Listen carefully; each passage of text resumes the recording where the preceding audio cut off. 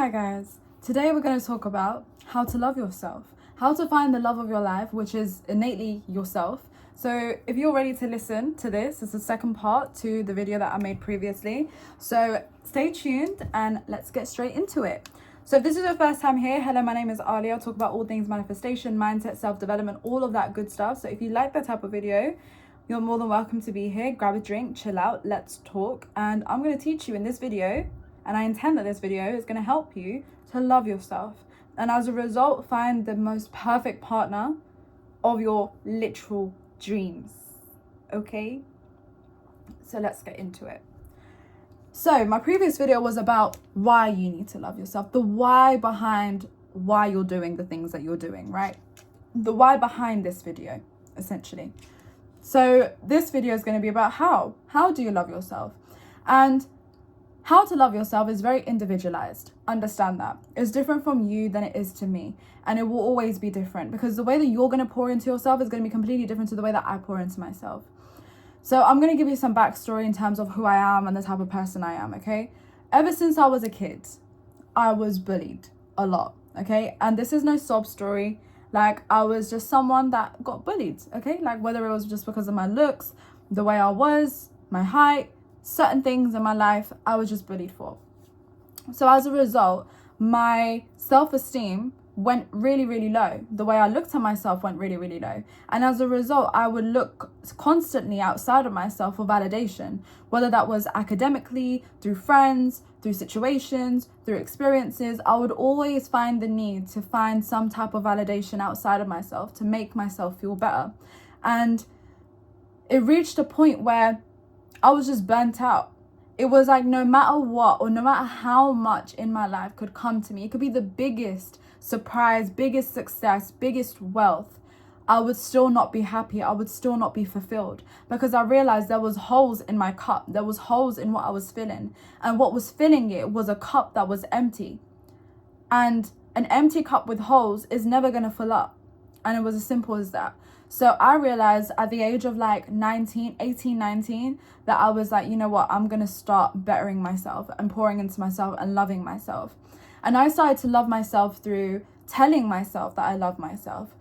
I probably mentioned a lot of times in this video, I love talking to myself. I love talking to myself in my head while I'm doing stuff, while I'm doing work. I love just speaking to myself, even speaking out loud. I'll look at myself in the mirror and literally just talk to myself. And what that does is it obviously embeds it into your conscious mind that you are loved, that you are respected, that you are valued. And that was the way that I was able to love myself. In the midst of doing that in the beginning, I found myself in situations where, you know, I would give myself time throughout the day where I can just relax. Even if that was a nap, even if that was buying myself some food that I was really craving, even if that was buying myself some chocolate, even if that was doing some skincare, right? And doing a mask and just chilling out and watching a movie or chilling with my family, doing whatever it is that would make me feel whole again, I would do it because that was pouring into myself.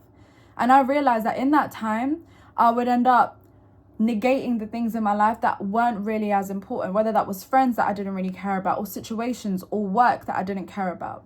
I was really, what's the word? Like, I was really picky with where I was going and where I was putting myself and who I was spending my time with. And as a result, it became very inclusive. Like, I was very lonely.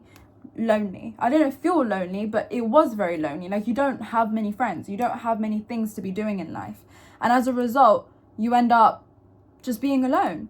And that loneliness that you feel is almost breathtaking because now you have the time, all of the time in the world to be able to do what you love. And you almost reach a point where you have so much time that in that time you can't even fill up with the things that you love. And then there's another level of your self-love journey, right? Where you're like, I have so much time that I can't just be doing face masks for 24 hours of the day. I need to find other things.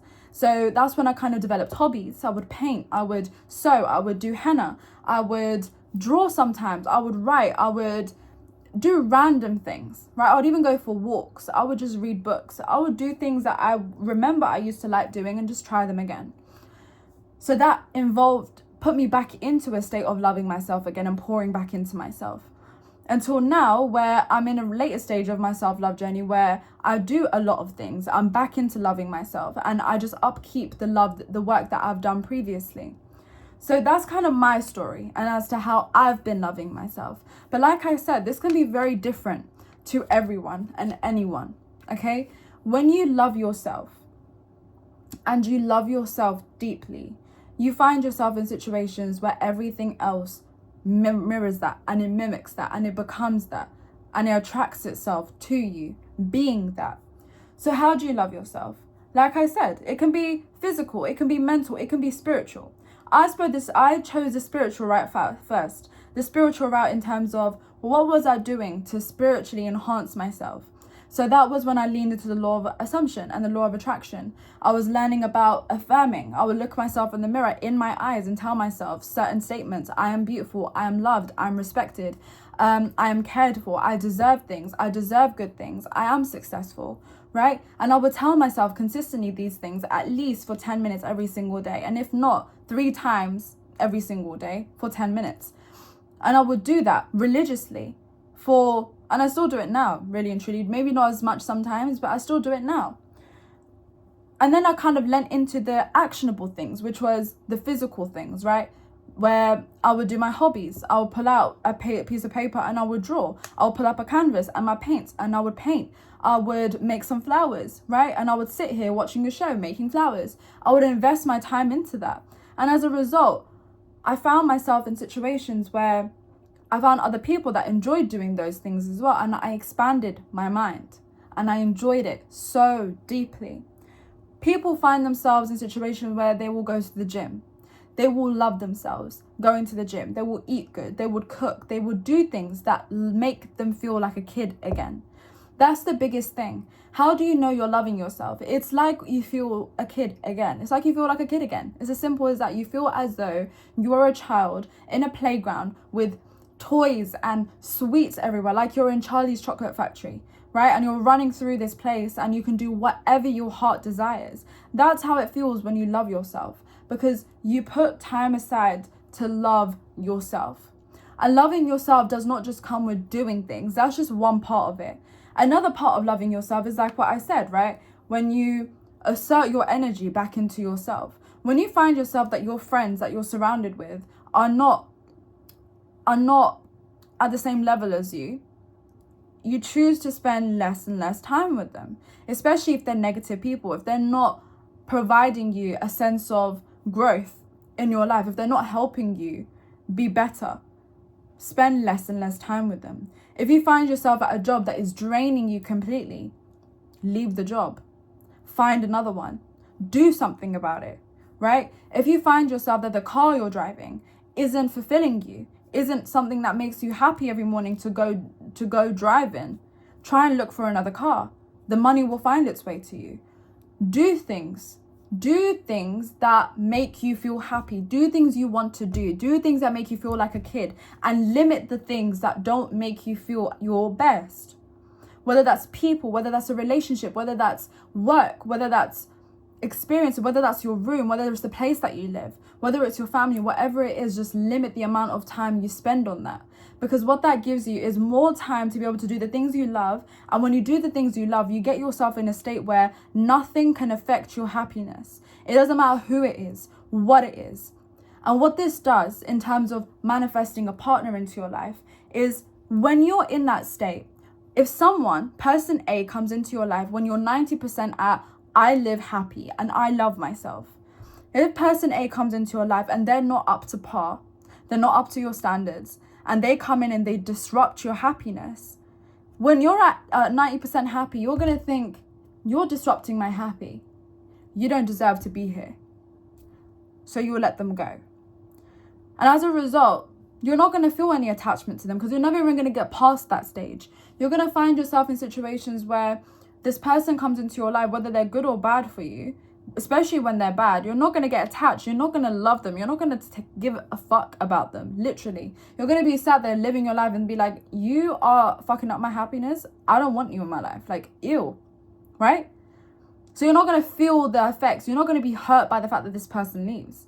So when the right person comes along, they're going to see you at your happiest, and they're not going to want to change that.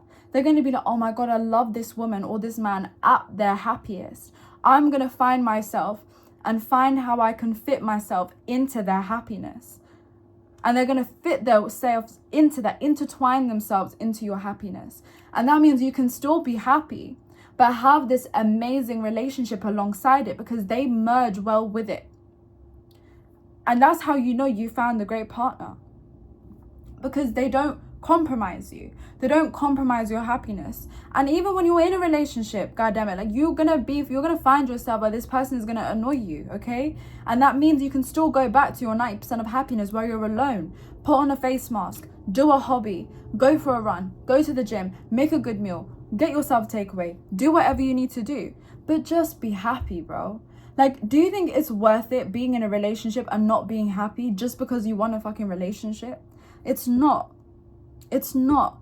I've had friends upon friends. I've had experiences where when you're in a relationship, it's the worst situation, especially when you're not happy and you don't love yourself, because you're just overexerting bullshit into other people's lives. That is literally it. So stop doing that. Stop overexerting. Stop putting yourself in situations that detriment you, and love yourself. This might not have been an inclusive video in terms of how to do certain things, but I hope this gives you a gist as to the baseline of what you would need to do, okay? Because there's multitudes of videos on YouTube on how to love yourself. But at the end of the day, you need to realize why and how you need to, right? You need to realize that you need to change from a person that you were once before to a different person. And the way you do that is by pouring into yourself. And you need to figure out how to pour into yourself. I am not going to be one of those creators that's going to sit here and tell you, this is how you do it. And this is the firm thing that you need to do. And without this, you're never going to love yourself. I will never be that person, but I will give you the tools. I will give you the thing that is going to be there telling you, listen, this is why you love yourself. This is how to do it. So figure it out yourself. And trust me, when you figure it out yourself, you're going to find a whole inclusive way to be able to love yourself.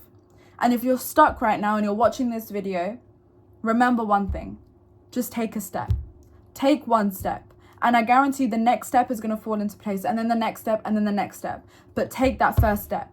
I'm sure you know something right now that you already love doing, that you yourself only love doing. Do that tonight. Do that this morning. Do that this afternoon. Do it this weekend. Do whatever it is, but just do it.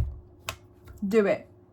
And then the next one will come. And then the next one will come. And watch. Every single day of your week is then going to be filled with something that you love doing, until your month is, until your year is, until you are the person that loves themselves completely and utterly.